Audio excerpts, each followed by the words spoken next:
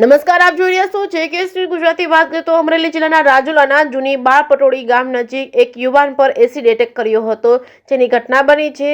જૂની બાળ પટોળી ગામના યુવાન પર કૌટુંબિક શખ્સ દ્વારા એસિડ પદાર્થ ફેંકવામાં આવતા ગંભીર રીતે યુવાન ઇજાગ્રસ્ત થયો છે। 108 મારફતે સારવાર માટે રાજુલા હોસ્પિટલ ખાતે ખસેડવામાં આવ્યો છે। આ ઘટનાને લઈને રાજુલા પોલીસ સ્ટેશનના પીઆઈ ઇન્દુ બાગીરા હોસ્પિટલ ખાતે પહોંચ્યા હતા। સમગ્ર મામલે પોલીસે વધુ તપાસ હાથ ધરી છે। જે કે શ્રી ગુજરાતી સાથે કાઉશા કનોજિયા, જાફરાબાદ।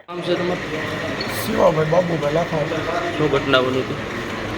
અમે કપા વેચવા જતા હતા ને અમારા કુટુંબી થાય છે બીદલભાઈ લક્ષ્મણભાઈ વાઘ, એણે અમારીમાંથી એસિડ જેવો પદાર્થ કંઈક નાખ્યો।